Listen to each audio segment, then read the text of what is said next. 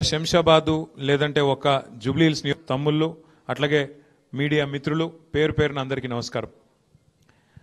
ఈరోజు ఒక్క శంషాబాదు లేదంటే ఒక జూబ్లీహిల్స్ నియోజకవర్గం కాదు, రాష్ట్రం మొత్తం కూడా పరిస్థితి ఇట్లే ఉన్నది. ఇప్పుడే అక్క చెప్పినట్టు ఎప్పుడెప్పుడు ఎలక్షన్లు వస్తాయా, ఎప్పుడెప్పుడు రాష్ట్రానికి పట్టిన ఈ కాంగ్రెస్ అనే చీడను వదిలిద్దామా, ఎంత జల్దీ ఎలక్షన్లు వస్తే అంత జల్దీ ఈ కార్యక్రమం చేద్దామన్న ఆలోచనలో రాష్ట్రంలో ప్రతి ఒక్కరు ఉన్నారు. దీనికి ఏదో అర్జెంటుగా మాకేదో పదవులు రావాలనో బీఆర్ఎస్ అధికారంలో రావాలనో ఆరాటం కాదు. వాస్తవంగా జరిగింది ఏంటంటే, ఇంతకుముందు అక్క చెప్తున్నప్పుడు అదే ఆలోచిస్తూ ఉంటే నేను ఈ మధ్యన జూబ్లీహిల్స్ ఎలక్షన్లో మనోళ్ళు గల్లీ గల్లీ ఇల్లు తిరుగుతున్నారు, మనిషి మనిషిని కలుస్తున్నారు.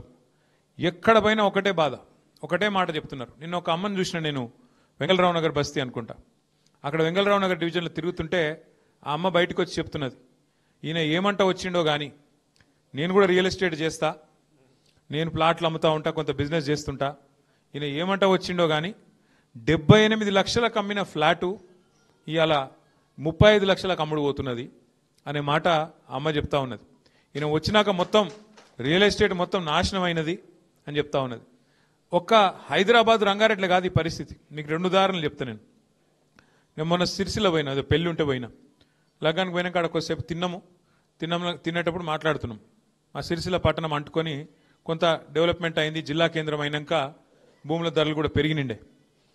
మా ఒక రియల్ ఎస్టేట్ చేసే ఒక సోదరుడు వచ్చిండు, వస్తే అడిగిన ఎట్లున్నది అన్న బిజినెస్ ఎట్లున్నది అంటే, అన్న నేను అమ్మతోడు చెప్తున్నా, అబద్ధం చెప్తలేను, ఎలక్షన్ల ముందు 31,000 గజం అమ్మినామన్నా, మన దిక్కులేక బిడ్డ పెన్లు పెట్టుకుంటే 19,000కి అమ్మినా గజము.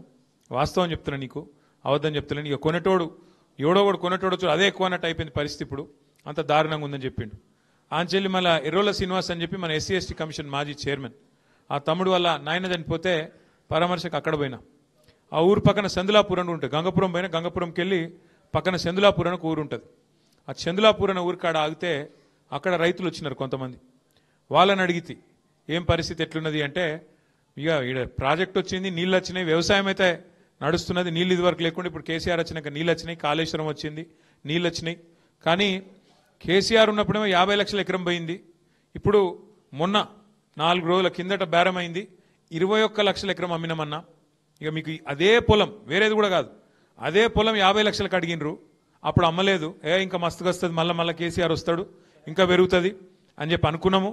ఇప్పుడు చూస్తే 21 లక్షల ఎకరంకి అమ్ముకునే పరిస్థితి వచ్చింది అని అక్కడ చెప్తా ఉన్నారు. అంటే ఒక రంగారెడ్డో, ఒక శంషాబాదో, ఒక జూబ్లీహిల్సో కాదు, రాష్ట్రం మొత్తంలో ఎంత ఆస్తి కరిగిపోయింది ప్రజలది ఆలోచన చేయండి. ఒక్కొక్క మనిషి ఎలక్షన్ల ముందు కేసీఆర్ ఉన్నప్పుడు ఒక 2 ఎకరాలు ఉంటే, నాకేమన్నా అయితే, నాకు దెబ్బనేమన్నా అయ్యి సడన్గా గుండెపోవటం మన్నం మశానం వచ్చి పోయితే నా కుటుంబానికి ఇంత ఆస్తి ఉంది అని ఒక ధీమా ఉంటుండే. ఇవాళ ఏంది పరిస్థితి? ఎంత తగ్గింది ఆ విలువ, ఎంత తగ్గింది ఆ ధీమా? ఎట్లుంటుంది ఒక మనిషికి? ఇప్పుడు ఒక బిడ్డనో కొడుకో ఉంటాడు ప్రతి కుటుంబంలో, ఉంటే ఏమనుకుంటాం, దబ్బన నాకేమైనా అయితే 4 ఎకరాలు ఉన్నది, అందులో 2 ఎకరాలు అమ్మితే బిడ్డ పెళ్ళి అవుతుంది, కొడుకు ఏమైనా దందనో అదో ఇదో పెట్టుకునేది ఉంటే కొంత వెళ్తుంది, ఆడికాడి కుటుంబం అయితే ఏం కాదు, సేఫ్ అనే ఫీలింగ్ ఉంటుంది. ఇలా ఉన్నది ఆ పరిస్థితి. ఈ ప్రభుత్వం వచ్చినాక ఏ మనిషి సంతోషంగా ఉన్నాడు నాకు అర్థం కాదు. నేను నిన్న మొన్నటిదాకా చెప్పేది, ఈ ప్రభుత్వం వచ్చినాక ఎవరు సంతోషంగా లేరు, ఒక 3 అక్కలు సంతోషంగా ఉన్నారని చెప్తుంటే నేను. ఎవరు అక్కలు? గీతక్క, సీతక్క, సురేఖక్క అని చెప్పిన. ఇప్పుడు సురేఖక్క కూడా సంతోషంగా లేదట, అదో బాధపడింది. ఇప్పుడు నేను అనుకున్నాం మొన్న గీతక్క, సీతక్క, సురేఖక్క అని చెప్తుంటే, ఇప్పుడు సురేఖక్క కూడా సంతోషంగా లేదని వాళ్ళ బిడ్డనే ఏడ్చుకుంటే అయిపోవట్టే. అంటే ఎందుకు చెప్తున్నా అంటే, ఎవరు సంతోషంగా ఉన్నారు ఈ రాష్ట్రంలో? రైతులు సంతోషంగా ఉన్నారా? వాళ్ళకు బోనస్ వస్తుందా? వాళ్ళకి యూరియా బస్తా దొరుకుతుందా? టైంకు రైతు బంధు పడుతుందా? కరెంట్ ఇస్తుందా చక్కగా? ఏం చక్కదనం ఉన్నది రైతులకు? కేసీఆర్ ఉన్నప్పుడు ఎట్లున్నా ఇప్పుడు ఎట్లున్నది తెలుస్తలేదా? ఎక్కడికక్కడ రైతులు ఊళ్ళల్లా పోయి మొక్క ముంగటిలా గొట్టం పెడితే చాలు తిట్టకుండా తిడుతున్నారు. మహిళలకు చెప్పిండు, నరికిండు, 1 కోటి మందిని కోటీశ్వర్లు చేస్తారంటే సిపాయి. మీరు చూడరు ఇంకా డైలాగులు రోజు చెప్తుండే ఆడిడా. వెనకటికి పిట్టల ద్వారా ఉంటుండేది ఒకడు తుపాకీ పట్టుకొని, 1 కోటి మందిని కోటీశ్వర్లు చేస్తారంట. నేను ఒక్క మాట, నాకు పెద్ద లెక్కలు రావు నాకు, నేను మిమ్మల్ని అడుగుతున్నాను, ఇక్కడ లెక్కలు వచ్చిన వాళ్ళు బాగుండొచ్చు, ఎందుకంటే మీరు మంచిగా రియల్ ఎస్టేట్ చేస్తారు బాగా, శంషాబాదులు లెక్కలు బాగా వస్తాయి మీకు. 1 కోటి మందిని కోటీశ్వర్లు చేయాలంటే ఎన్ని కోట్లు కావాలి? 1 కోటి కోట్ల? నీ బడ్జెట్ ఎంత, నీ లెక్క ఎంత, నీ కథ ఎంత? నువ్వు కోటి మందిని కోటీశ్వర్లు చేసి ఏమన్నారు కూడా అది ఏమన్నా చెప్తే కూడా కొద్దిగా అతికేటట్టు ఉండాలి లేదా? కోటి మందిని కోటీశ్వర్లు చేసుడు కాదు, మా మహిళల పుస్తల తాడు ఎత్తుకపోతే ఈయననే మంచోడు. తులం బంగారం పెడతా అన్నాడు. తులం కాదు, ఇప్పుడు బంగారం ఎంత పిరమైంది ఇప్పుడు? ఇంత బాగా తెలిసిందేం రాబాయ్ మీకు? బంగారం ధర లేడీస్కి తెలుస్తుంది అనుకున్నా, మీకెందుకు తెలుస్తుంది ఇంతగా? అచ్చా అచ్చా అచ్చా అచ్చా, నిన్న కొన్నారు. నా అదృష్టవశాత్తు నా భార్య అడగలేదు, నేను కొనలేదు. మీరు అనవసరంగా యాద్ చేసి ఇప్పుడు చూసిందంటే నేను వస్తా. అయితే కాదు, బంగారము గంత పిరమైంది. ఇప్పుడు ఎన్ని పెళ్లిళ్ళైనా మరి రేవంత్ రెడ్డి వచ్చినాక ఒక 5-6 లక్షల పెళ్లిళ్ళని అయినాయా లేవా? మరి ఎన్ని తులాల బంగారం బాకీ ఉన్నాడు? ఎవరికన్నా నచ్చిందా బంగారం? ఎన్ని నరికిండు? అసలు ఏం మాట్లాడినారు? కేసీఆర్ గారు మీరు కళ్యాణ లక్ష్మి అని పెట్టిర్రు, కానీ నువ్వు ఇచ్చే కళ్యాణ లక్ష్మి ఎప్పుడు వస్తుంది? పిల్లలు పుట్టినాక వస్తుంది. నేను రాగానే నువ్వు లగ్న పత్రిక పెట్టుకుంటే ₹1,00,000 ఇస్తా, మీదికెళ్ళి తులం బంగారం ఇస్తా. ఏడవై మరి తులం బంగారము ₹1,00,000 ఎక్కడా లేదు. అట్లాగే ఎన్ని మాటలు, ఎన్నెన్ని డైలాగులు. ఒకట, ప్రతి మహిళకు నెలకు ₹2,500 ఇస్తా అన్నాడు. వచ్చినాయి వాళ్ళకన్నా? 1,67,00,000 మంది ఆడబిడ్డలు ఎదురు చూస్తున్నారు. రాష్ట్రంలో 18 ఏళ్ళు నిండిన వాళ్ళు 1,67,00,000 మంది ఉన్నారు. అందరూ ఎదురు చూస్తున్నారు ఎప్పుడు రేవంత్ రెడ్డి గారు 2,500 వేస్తాడా అని. ఉన్నదా పరిస్థితి? ఏమన్నంటే ఒకటే నేర్చుకున్నాడు. ఏమిటిది? కేసీఆర్ మొత్తం అప్లపాలు చేసిపోయిండు, నేను లంకె బిందెలు ఉంటాయనుకొని వచ్చిన లేవిడా. ఎవడు అడుగుతాడు బాయ్? లంకె బిందెల కోసం ఎవరు తిరుగుతారు? అర్ధరాత్రి నెత్తి మీద తువాల కప్పుకొని గడ్డపారలు పట్టుకొని ఎవడు తిరుగుతాడు? పాడువాడ కోటల చుట్టూ దొంగలు తిరుగుతారు. గాయన ఒక ముఖ్యమంత్రి మాట్లాడే మాటనేనా? లంకె బిందెల కోసం నేను వచ్చిన, లంకె బిందెలు ఉంటాయి అనుకున్నా, ఇక్కడ ఏం లేవు. అట్లా మాట్లాడొచ్చున్నా ఒక ముఖ్యమంత్రి? ఇంకా ఎంత ఘోరం! ఎవరన్నా ఎంతుంటుందంటే, ఇప్పుడు నేను అనుకో ఒక్క నిమిషం, మా లక్ష్మారెడ్డి గారి దగ్గర నేను అప్పు తీసుకున్నాను అనుకో, మా ఎమ్మెల్యే సాబ్ దగ్గర. అన్న లచ్చన్న, నాకు ఇట్లా అర్జెంటుగా పైసలు అవసరం పడ్డది, ఎలక్షన్ కొట్లాడేది ఉంది, ఓ 10 లక్షలు పంపించంటే నాకు పంపించిండు. నేను కొట్లాడినా, సరే నేను ఓడిపోయినా అనుకో. ఓడిపోయినాక నాకు పైసలు వెళ్తలేవు, రియల్ ఎస్టేట్ డౌన్ ఉన్నది, మొత్తం మార్కెట్ డౌన్ అన్నది, ఏం చేయాలి? నేను పైసలు వెళ్తలేవు. ఒక ప్లాటో పీటో అమ్ముదాం తర్వాత ఇద్దాం అనుకున్నా, వెళ్తలేదు. మరి లచ్చన్న ఫోన్ చేస్తుండు, నేను 2 నెలలు అని చెప్పిన. ఫోన్ చేస్తుండు, ఇక నేను ఫోన్ కట్ చేస్తున్నా, ఇక నాకు లేవు పైసలు, ఏం చేయాలి? ఐఎమ్ బిజీ, కాల్ లేటర్ అని ఒత్తుతున్నా. తర్వాత sorry I can't talk now అని ఒత్తుతున్నా. ఇక చూసిండు ఆయనతో బేజారై ఆయనతో ఇంటికి వచ్చిండు సీదా పొద్దున్నే. పొద్దున 7:30కి ఆయనతో తువాల దులిపి అవతల పడుతుంది, వీడు పట్టుకోవాలని చెప్పి ఆయనతో వచ్చి కూర్చున్నాడు.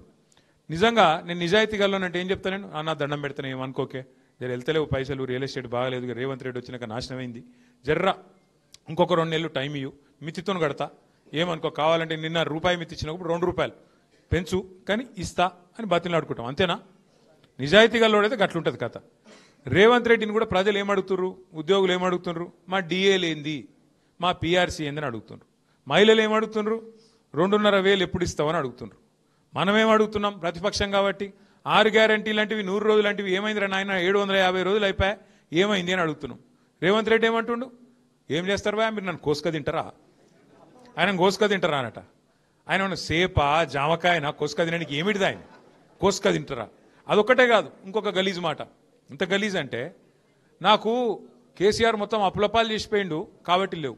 ఒకటి యాద్ చేసుకోండి మీరు, కేసీఆర్ ప్రభుత్వం ఉన్నప్పుడు కరోనా వచ్చింది, ఒకసారి రాలే, సంవత్సరం పాటు 3 దశల్లో వచ్చింది కరోనా. 2020లో మొదలైందంటే 2021 జూన్ దాకా నడిచింది. అప్పుడు ప్రభుత్వానికి ₹1 ఆదాయం లేకుండే, ఎందుకంటే ఇక బయట కొనేటోడు లేదు, అమ్మేటోడు లేడు, యాడికెళ్ళి వస్తుంది ఆదాయం? 0. మరి కేసీఆర్ ప్రభుత్వం ఉండి ప్రభుత్వానికి 0 ఆదాయం, అప్పు కాదు 0, ఏమి లేదు. ఆ రోజు రైతు బంధు ఆగిందా? కళ్యాణ లక్ష్మి ఆగిందా? ముసలోళ్ళ పెన్షన్లు ఆగినాయా? కేసీఆర్ కిట్లు ఆగినాయా? బతుకమ్మ సీరలు ఆగినాయా? మరి రూపాయి ఆదాయం లేకుండా కేసీఆర్ ఏమో అన్నిస్తాడు, నీకేమో వడ్డిచ్చిన పల్లెం లెక్క, వడ్డిచ్చిన ఇస్తారు లెక్క మంచిగా పెట్టి, కట్టిన ఇల్లు పెట్టిన పోయి అన్నట్టు మంచిగా అపైపోతే నీకేమో ఏ శాతకాక కేసీఆర్ అప్లపాలు చేసిపోయిందని మాట్లాడతాం. అక్కడ కావాల్సింది ముఖ్యమంత్రికి, నడిపెట్టోనికి కండ కాదు, గుండె ఉండాలి. ఒక గుండె ఉన్న నాయకుడు కేసీఆర్, కలేజా ఉన్న నాయకుడు కేసీఆర్. కాబట్టి కరోనా ఉన్నప్పుడు కూడా ఇచ్చిండు, రైతు బంధు పడ్డది, కళ్యాణ లక్ష్మి పడ్డది, షాదీ ముబారక్ పడ్డది, కేసీఆర్ కిట్ పడ్డది, రంజాన్కు తోఫా వచ్చింది, క్రిస్మస్ గిఫ్ట్ వచ్చింది, అన్ని వచ్చినాయి. ఇవాళ ఏం వస్తలేవు? కేసీఆర్ కిట్ బంధు, బతుకమ్మ చీర బంధు, రంజాన్ తోఫా బంధు, క్రిస్మస్ గిఫ్ట్ బంధు, రైతు బంధు కట్టు, అన్ని కట్టు. మరి ఏడవైనాయి పైసలు, ఏడబోతున్నాయి? ఇన్ని లక్షల కోట్లు అప్పు చేస్తున్నావు, నెలకు 10,000 కోట్లు అప్పు చేస్తుండు రేవంత్ రెడ్డి. ఇప్పుడు 23 నెలలే 2,30,000 కోట్లు అప్పు చేసిండు. ఎడబోతున్నాయి మరి పైసలన్నీ? కుర్చీ కాపాడుకునేందుకు ఢిల్లీకి మూటలు పంపుట్లో బిజీగా ఉన్నాడు. ఇది వాస్తవం. మళ్ళీ మనం గట్టిగా అడిగినాం అనుకో, ఏయ్ నీ గుడ్లు వీకి గోటీలాడతా, పేగులు తీసి మెడలు వేసుకుంటా. ఏమన్నా బోటి కొట్టేటోడు మాట్లాడే మాటలు పేగులు మెడలు వేసుకుంటేంది ముఖ్యమంత్రి? నాకు అర్థం కాదు. అంటే ఇంత గలీజు, ఇంకా గలీజు. బాధ ఎక్కడ అనిపిస్తుంది అంటే, ఒక దిక్కేమో ఇవాళ ప్రజల ఆస్తి కరిగిపోతున్నది రాష్ట్ర వ్యాప్తంగా. సిరిసిల్ల కానీ, సిద్దిపేట కానీ, రంగారెడ్డి కానీ, ఆలంపూర్ కానీ, ఆదిలాబాద్ కానీ, గద్వాల కానీ, యాడ కానీ మొత్తం భూముల ధరలు పడిపోయినాయి. భూముల ధరలు పడిపోయినాయి అంటే వేరే ఉద్దేశం కాదు, రియల్ ఎస్టేట్ అని కాదు. ఒక మనిషికి ఒక ధీమా భూమి అంటే, నా భూమి ఉన్నది, నాకు 1000 గదాలు ఉంది పోయి హైదరాబాద్లో, ఏమైనా సరే చూసుకుంటా అనే ఒక ధీమా ఉంటుంది. ఇలా దాని విలువ అట్లా హారతి కర్పూరం లెక్క కరిగిపోతుంటే ఆ ధీమా ఉంటుంది ఆ మనిషికి. బ్యాంకులో తాకట్టు పెడితే పైసలు వస్తాయి, మరోడైనా అక్కడ గిరివి పెడితే ఆడు పైసలు ఇస్తాడు. ఇవాళ ఉన్నదా? ఎందుకంటున్నా ఈ మాట అంటే, ఇవాళ రేవంత్ రెడ్డి ప్రభుత్వం వచ్చినాక ఏం గలీజ్ దంద పెట్టిండు? హైడ్రా. హైడ్రా ఏమి? హైడ్రా ఏమిటిది అంటే ఒకటే ఒక దందా. అది పెద్దవాళ్ళని డబ్బులు భయపెట్టి డబ్బులు వసూలు చేసే దందా. మీరు చూడుర్రి, గరీబ్ గాళ్ళ ఇండ్ల మీద పడతారు, ఇల్లుగులో కొడతారు. ఒక్క పెద్ద ఉందని కొట్టిర్రా? ఇప్పుడు ఈ మూసీలకి ఏనో కాదు, మీ నియోజకవర్గంలోనే మూసీలా అడ్డంగా కడుతురు, మూసికి అడ్డంగా. వాడిని ఎవడన్నా కొడతాడా? ఆయన దగ్గర పోదు హైడ్రా. వెనకడికో సినిమా ఉండగా పవన్ కళ్యాణ్, అత్తారింటికి దారేదని. హైడ్రాకు ఇవన్నిటికి దారులు దొరకలేవు. ఏది? ఈ బడా బడా సేట్లు కడుతున్న వాటికి దారి దొరకది. గరీబులది ఆడుంటే అడవి మాత్రం అర్ధరాత్రి పోయి కొట్టాలి. వాళ్ళ దగ్గర కాగితాలు ఉన్నా వాళ్ళు, అయ్యో మా దగ్గర కాగితాలున్నాయి చూడంటే చూడరు, హైకోర్టు ఆర్డర్ ఉందంటే చూడరు, కొట్టిపారేయాలి. వాళ్ళు వీళ్ళేంది? ముఖ్యమంత్రి సొంత అన్న తిరుపతి రెడ్డి, ఆయన ఇల్లే చెర్లుంది, ఆయనది మాత్రం ముట్టరు. చూడరు మీరు, జాగ్రత్తగా వినుర్రి. పట్నం మహేందర్ రెడ్డి ఉన్నాడు కదా, ఆయనది మంచిగా మా చెర్లోనే ఉంది కదా గెస్ట్ హౌస్, మరి దాని ఎందుకు ముట్టవు? మీ దానిలో ఉంది కదా కొత్తవాళ్ళు కూడా, మంచి చెర్ల మధ్యలో కట్టిండు, దాన్ని ఎవరు ముట్టరు. పక్కకు వివేక్ వెంకటస్వామి మంత్రి, ఆయన చెర్లనే ఉంది బఫర్లా, ఆయనది ముట్టరు. పొంగులేటి శ్రీనివాసరెడ్డిది ఎక్కడ చెర్ల కాకపోతే ఉన్నదా? మరి అది ఎవరు ముట్టరు? పక్క కేవీపీ రామచంద్రరావు ఉన్నాడు, ఆయనది ముట్టరు. అంటే పెద్ద పెద్దోళ్ళకేమో హైడ్రా రావద్దు, పెద్ద పెద్దోళ్ళ అడ్రస్ తెలియదు హైడ్రాకు. చిన్న చిన్నోళ్ళు గరీబ్ గాడు చిన్న 60 గదాలు 40 గదాలు 30 గదాలు ఉంటే వాని మాత్రం పోయి కొట్టాలి, అడిగేటోడు లేడు, చెప్పేటోడు లేడు, ఇష్టం. పెద్దోళ్ళ దగ్గర పైసలు దొబ్బాలి, బెదిరియాలి, చిన్నోళ్ళకి మాత్రం ఈ రకంగా కూలగొట్టి ఎందో చేస్తున్నట్టు పోజులు కొట్టాలి. ఇదేనా హైడ్రా? ఎందుకు కుప్పగొలింది ఇవాళ రియల్ ఎస్టేట్? ఈ దిక్కుమాలిన ఆలోచనలు, ఈ దిక్కుమాలిన విధానాలతో బెదిరించుడు, చెవి పెట్టి పిండుడు, స్క్వేర్ ఫీట్కి ఇంత అని రేటు పెట్టుడు. ఎన్ని గలీజ్ పనులండి ఈ రాష్ట్రంలో ఈ 2 ఏళ్లలో. అన్నిటికన్నా చేసిన గలీజ్ పని ఏంటంటే రేవంత్ రెడ్డి అసలు ఫస్ట్ అధికారంలోకి రాగానే మొట్టమొదటి దెబ్బ కొట్టింది మీ రాజేంద్ర నగర్ నియోజకవర్గాన్ని. మొదటి దెబ్బ రాగానే ఒకటే సెకండ్, మొదటి రోజు రెండో రోజు ఎయిర్పోర్ట్ మెట్రో రద్దు. ఏమిటికి పెట్టినాం ఎయిర్పోర్ట్ మెట్రో? పిచ్చిలేసా? హైదరాబాద్ అసంటి సిటీకి ఓఆర్ఆర్ ఉన్నా కూడా ఇవాళ ఇంకా డెవలప్ అయ్యే ఛాన్సు ఇటు పశ్చిమ భాగానికి, అటు కొద్దిగా దక్షిణ భాగానికి ఉన్నది. అటు మహేశ్వరంకి వెళ్ళి మొదలు పెడితే, కేసీఆర్ గారు పెట్టిన ఫార్మాసిటీ నుంచి మొదలు పెడితే యువతల దాకా, శంషాబాద్ దాకా బ్రహ్మాండంగా ఇక్కడ ఎట్లయితే గచ్చిబౌలి ఇడిదికి ఎట్లయితే అయిందో, నానక్రామ్ కూడా, ఖాజా కూడా, అట్లనే అవతల దిక్కు కూడా చేయాలన్నది కేసీఆర్ గారి ఆలోచన. దానికి అనుగుణంగా ఒక్క ఎయిర్పోర్ట్ మెట్రో మాత్రమే పెట్టలే కేసీఆర్ గారు. క్యాబినెట్లో నేను, సబితక్క మేమందరం ఉన్నాం. 2023లో క్యాబినెట్లో 400 కిలోమీటర్ల మెట్రోని మనం మంజూరు చేసినాం. ఒకటి కాదు, రెండు కాదు. ఎయిర్పోర్ట్ 37 కిలోమీటర్లు. ఎయిర్పోర్ట్ కూడా ఎందుకు పెట్టినాం? మైండ్ స్పేస్ నుంచి 3 కారణాలు. మధ్యలో బుద్వేల్ కాడ ఒక స్టాప్ ఉంటుంది, నార్సింగి కాడ ఒక స్టాప్ ఉంటుంది, శంషాబాద్ కాడ ఆఖరి స్టాప్ ఉంటుంది. అప్పుడు ఏమవుతుంది? అది కేవలం ఎయిర్పోర్ట్కి పోయటానికి వనికొచ్చుడు కాదు. ఎవరన్నా శంషాబాద్లో విల్లాస్ కట్టుకున్నా, అపార్ట్మెంట్లు కట్టుకున్నా, ఆడగొనుక్కున్నా, ఫైనాన్షియల్ డిస్ట్రిక్ట్లో ఇక్కడ పనిచేస్తుంటే కొండాపురంలో, మాదాపురంలో ఆడెక్కి ఇక్కడ దిగుతారు. వాళ్ళ కార్లలో వచ్చే అవసరం ఉండదు. ఇప్పుడు మీరు చూస్తూనే ఉన్నారు ట్రాఫిక్ ఎంత పెరుగుతుందో. ట్రాఫిక్ ఇంత అడ్డగోలుగా పెరుగుతుంది, ఇంకా భవిష్యత్తులో కూడా ఇంకా పెరుగుతుంది. కాబట్టి ఆ బాధ రావద్దు అన్న ఉద్దేశంతో ఇక్కడ బుద్వేల్లా, నార్సింగిలా, శంషాబాద్లా అన్ని చోట్ల స్టాపులు పెట్టి ఆంచెల్లిడికి వచ్చిపోయేందుకు సౌలత్ అనేది ఒకటి సృష్టిస్తే మొత్తం అయిపోయింది. టెండర్ అయిపోయింది. 6,000 కోట్లు పైసలు తయారు చేసి పెట్టినాం. జిఎంఆర్ ఆయన కొంత కట్టిండు, టీఎస్ఐఎస్ నుంచి కొంత కట్టించినాం, మొత్తం హెచ్ఎండిఏ నుంచి కొంత కట్టించినాం. అన్ని పైసలు తయారు చేసి మొత్తం పల్లెమంతా తయారు చేసి అలా వడ్డించి పెడితే టెండర్ కూడా అయిపోయి పని చాలు చేసేందుకు రెడీగా ఉంటే ఈయన రాగానే రద్దు చేసి పారేసిండు.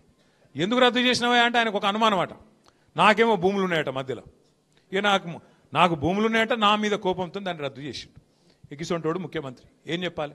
ఇలా రాజేంద్ర నగర్ నియోజకవర్గం మరి ఆ భూములు ఏమైనా ఉంటే మరి ఆయనకే రాసిస్తా సపరేట్గా చూపెట్టి మరి సవితక్క అంటుంది.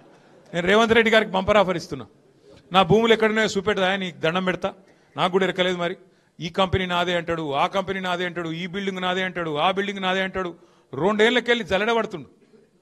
యాడా ఏమేమున్నాయి తీయాలి, తవ్వుండ్రి తీయండ్రి, వీని జైల్లో నూకుర్రి. యాదికుందా పోయిన దీపావళి, రేపు దీపావళి కదా, పోయిన దీపావళికి ఒక ఆయన ఉన్నాడు మంత్రి, బాంబులేట్ అన్నాడు, బాంబులు వెళ్తావా అన్నాడు. మరి ఆ దీపావళి వీకింది, ఈ దీపావళి వచ్చింది, ఈ దీపావళికి వాళ్ళ ఇళ్ళనే బాంబులు వెళ్ళినాయి. చూసిరు కదా మీరు నిన్న వాళ్ళ పంచాయతీలు పంచుకునుడు, గుద్దుకునుడు, టెండర్ ఆయన కావన్నట, ఈమె కావన్నట, ఆయన గుంజుకుండట, ఈయన గుంజుకుండట, తుపాకులు పెట్టుడట. మనం ఉన్నప్పుడేమో పారిశ్రామికవేత్తలకు గొడుగులు పట్టి, ఛత్రీలు పట్టి వాళ్ళని తీసుకుపోయినాం. ఇలా వీళ్ళేమో తుపాకులు పెడతాను. తేడా ఏంటంటే ఒక గది అంటే ఒక ప్రభుత్వము చేయాల్సిన పని చేయకుండా ఈ గలీజ్ దందలల్ల మంచిరేవుల పంచాయతీ నడుస్తుంది. అది కూడా మీకు ఎరికే సుత్తాను. మీరు మంచిరేవులలో వేణుగోపాల స్వామి గుడి ఉందట, ఆ గుడి కాడేదో భూమి ఉందట, ఆ భూములలో లేదో లొల్లి, కొండల రెడ్డి వర్సెస్ కొండ సురేఖ. ఇక 2 కొండలు కొట్టుకొని మధ్యలో బాధితులు మీరు. ఎందుకు చెప్తున్నా ఇదంతా అంటే అస్సలు పని చేస్తలేరు. మహిళలకు 2,500 ఎప్పుడు ఇవ్వాలి తెలియదు, రైతులకు రైతు బంధు వేయాలన్నా వద్దా తెలియదు, బోనస్ ఇవ్వాలన్నా తెలియదు, ఓ పరిశ్రమ తేవాలన్నా పరిశ్రమ తెచ్చుడు ఎక్కడిది, ఉన్న పరిశ్రమలే వీక్తుంటాయి. కాబట్టి అదొక లొల్లి. అంటే ఇంత అధ్వాన్నపు పరిస్థితుల్లో రాష్ట్రం ఉంది కాబట్టే ఇవాళ రాష్ట్రాన్ని నడిపే తెలివితేటలు వీళ్ళకి లేవు కాబట్టే మొత్తం అంతా కూడా అతలాకుతలం అయిపోయి ఉన్నది. ఆటో డ్రైవర్లు కోపంగా ఉన్నారు. ఒక ఆటో డ్రైవర్లే కాదు, బస్సు డ్రైవర్లు కోపంగానే ఉన్నారు. ఆఖరికి పారిశ్రామికవేత్తలు కోపంగా ఉన్నారు, వ్యాపారం చేసుకునే బిజినెస్ వాళ్ళు కోపంగానే ఉన్నారు, మహిళలు కోపంగా ఉన్నారు. ఈ రాష్ట్రంలో కోపంగా లేని వాళ్ళు ఎవరో ఒకరిని చూపెట్టు, నాకు ఫలానా వర్గానికి మంచిగా చేసినా నేను, వాళ్ళు నాకు ఓటేయాలి ఫలానా కారణం అని చెప్పేది ఏదైనా ఉందా? మైనారిటీ సోదరులకు మాటలు చెప్పారు. ఏం చెప్పారు? 4,000 కోట్ల బడ్జెట్ పెడతా, మైనారిటీ सब प्लान పెడతా. क्या करे फिर आप? लगाए सब प्लान. माइनॉरिटी को आज तक एक एमएलए नहीं दिए, एक एमएलसी नहीं दिए, एक मिनिस्टर भी नहीं दिए. और 4,000 करोड़ बजट बोले. कहां है 4,000 करोड़ बजट? रमजान का जो तोहफा मिलता था केसीआर साहब के टाइम पे, वो भी खत्म, उसको भी खत्म कर दिया आप. अगर हैदराबादी लैंग्वेज में बोलना है, हैदराबादी लैंग्वेज में अगर बोलना है, पूरा तेलंगाना को और हैदराबाद को बैगन में मिला दिए, बैगन में मिला दिए. अरे क्या करे आप? డెవలప్మెంట్ చేస్తా. ఏం డెవలప్మెంట్ చేసినావు 2 నెలల? ఏడ చేసినావు చూపెట్టుపా. మనం కట్టిన ఒక్కటి మాత్రం చేస్తుండు పోయి, మంచిగా కరెక్ట్ చేస్తుండు, జేబుల కత్తెర పెట్టుకొని తిరుగుతుండు. యాడ మనం కట్టిన ఫ్లైఓవర్ కనబడితే నేను కట్ చేస్తాను కట్. కొత్తది కట్టరా, అదొకటి నీ ముఖం ఉంటే. 42 కట్టినాం మేము, 9 ఏళ్ళ 42 కట్టినాం. కరోనా టైంలో భారతదేశం అంతా కార్మికులు పారిపోయినారు, యాదుకుందా?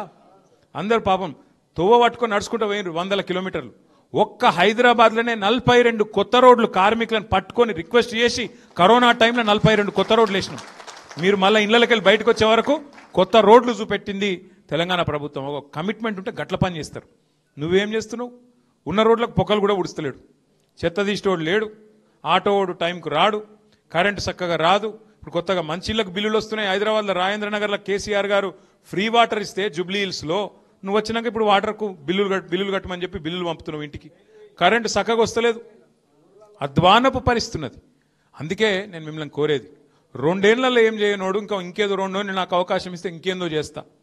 మీ ఎమ్మెల్యే సాబ్ కూడా పోయిండు రాజేంద్ర నగర్, ఆయన డెవలప్మెంట్, ఎవరో డెవలప్మెంట్ కోసం పోయినావు? వస్తాయి, అన్ని బయటకు వస్తాయి, భయపడకురి. సుల్తాన్పూర్ బయటకు వస్తుంది, ఘాసిమియా గూడ బయటకు వస్తుంది, అన్ని బయటకు వస్తాయి. ఎవరికి ఏం తెలియకుంటే ఏం లేము, అందరికి అన్ని తెలుసు. ప్రభుత్వం మళ్ళా 2 ఏళ్లలో వస్తుంది. ఎవరోళ్ళని ఏం చేయాలనో, ఎవరోళ్ళ సంగతి ఎట్లెట్లా తీయాలనో, ఎవరోళ్ళ బెండ్ ఎట్లెట్లా తీయాలనో తీసే బాధ్యత మాది. ఇదివరకు లెక్క ఉండదు.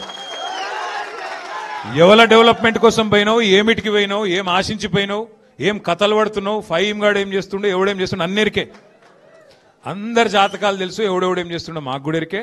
టైం వస్తుంది, అన్నిటికీ టైం వస్తుంది. ఏగో నేనేమంటున్నా అంటే, ఒక్కరోజుకే గింత పడితే ఎట్లా?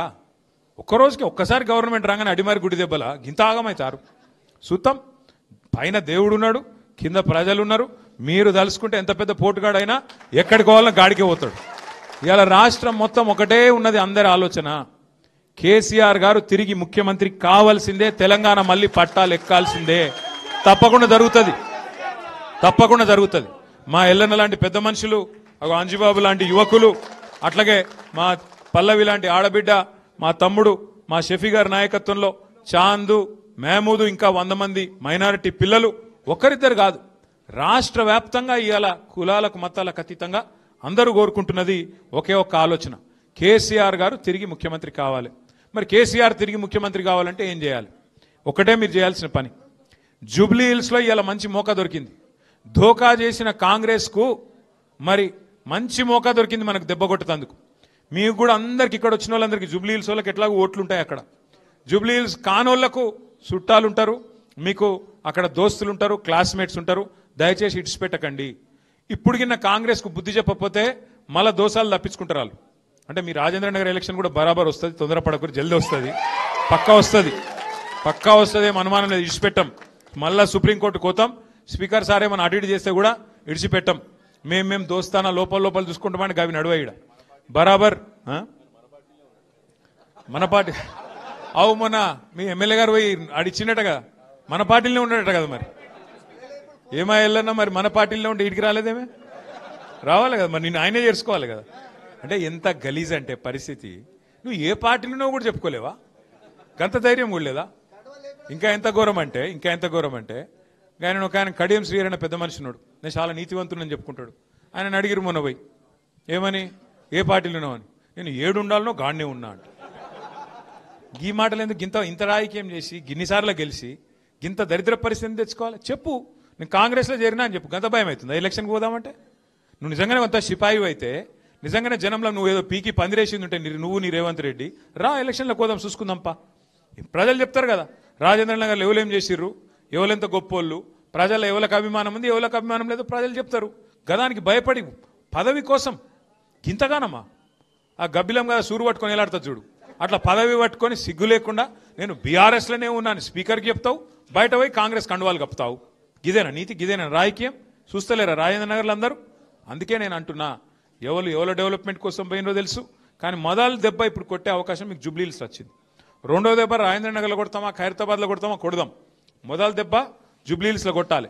తిరిగి మన జైత్రయాత్ర జూబ్లీ హిల్స్ కేంచే మొదలు కావాలి. దయచేసి కార్తిక్ ఆల్రెడీ షేక్పేట్ల ఇన్ఛార్జ్ తీసుకున్నాడు, కష్టపడుతున్నాడు, తిరుగుతున్నాడు. సబితక్క కూడా ఇప్పుడు అంజుబాబును, పల్లవిని, మా లక్ష్మారెడ్డి గారు సబితక్క కలిసి వారు కూడా జాయిన్ చేసిండ్రు. మా తమ్ముడు షఫీ కూడా ఇలా రేమత్ నగర్కి వెళ్ళి వాళ్ళని ఒక 100 మందిని తెచ్చిండు. ఇట్లా ఒక్కొక్క బిందువు కలిస్తేనే సింధువు అవుతుంది, అంటే ఒక్కొక్క నీటి బుట్టు కలిస్తేనే సముద్రం అవుతుంది. అట్లాగే మీరు కూడా దయచేసి మాకేం పట్టి మా శంషాబాద్ కదా, అట్లా కాదు. మీకు కూడా చుట్టాలు ఉంటారు, మీకు కూడా దోస్తులు ఉంటారు, మీకు కూడా బలగం ఉంటుంది, మీకు కూడా మస్తు మంది ఇక్కడ తెలిసిన వాళ్ళు ఉంటారు. చెప్పాలి, వీళ్ళుంటే, ఈ కాంగ్రెస్ ప్రభుత్వం ఉంటే ఏ పని కాదు, వీళ్ళతో ఊదుగాలది పీరి లేవది.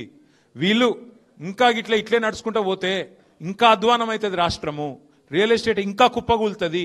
నేను ఎలక్షన్ల ముందే చెప్పిన, నేను కాంగ్రెస్ వస్తే రియల్ ఎస్టేట్ డామ్ అంటదని ముందే చెప్పిన, రియల్ ఎస్టేట్ మీటింగ్లలో చెప్పిన. పోయి ఇలా మీరు చూస్తున్నారు మేము చెప్పింది వాస్తవమా కాదా అనేది.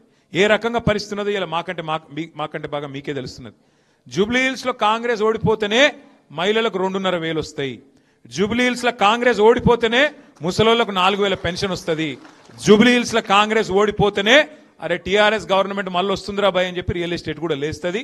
లేకపోతే మాత్రం మళ్ళా నేను చెప్తున్నా మీకు, వీళ్ళు ఇట్లనే గోళ్ళ సాగితే మరి సీదా వాళ్ళు ఏమనుకుంటారు కాంగ్రెస్ వాళ్ళు కూడా, మేము బుల్డోజర్ పంపడే కరెక్ట్ ఉన్నది రా భయ్, మేము ఈ బుల్డోజర్తోనే కొట్టుకుంటూ పోతున్నాం, పేదవాళ్ళ గుడిసెలు కొడుతున్నాం, పేదవాళ్ళ ఇండ్లు కొడుతున్నాం, ఇదే కరెక్ట్ అని మరి అదే పేదవాళ్ళు చెప్తున్నారు. మేము చేసేదే కరెక్టు, వీళ్ళకి ఏం స్కీములు ఇవ్వకపోయినా, ఇండ్లు కూలగొట్టినా, ఇందిరమ్మ రాజ్యం అంటే ఇండ్లు కట్టుడు కాదు, ఇండ్లు కూలగొట్టుడే అని చెప్పి మేము ప్రజలకు చూపెట్టినా మాకే గుద్దుతున్నారు. అంటే మేము చేసేదే కరెక్ట్ అని చెప్పి రేవంత్ రెడ్డి గారు ఇంకా ఇదే వైఖరి కొనసాగిస్తాడు.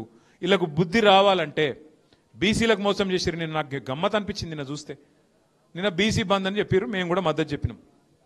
కాంగ్రెస్ వాడు బీజేపీ వాడు ఇద్దరు పోయి రోడ్డు మీద ధర్నా ఎత్తురు. మరి ఎట్లుందంటే సామెత ఇది, నాకు గమ్మత్ అనిపించింది. అందరూ శ్రీ వైష్ణవులు అయినట్టు, కానీ రొయ్యల బుట్ట మాత్రం మాయమైందట. అరే అందరూ మద్దతు చెప్పబట్టి మరి ఎందుకు బిల్లు పాస్ కాదు? ఇలా 8 మంది ఎంపీలు బీజేపీకి ఉన్నారు, 8 మంది ఎంపీలు కాంగ్రెస్కు ఉన్నారు. మీరు 16 మంది రాజీనామా చేస్తే బీసీ బిల్లు పాస్ కాదా?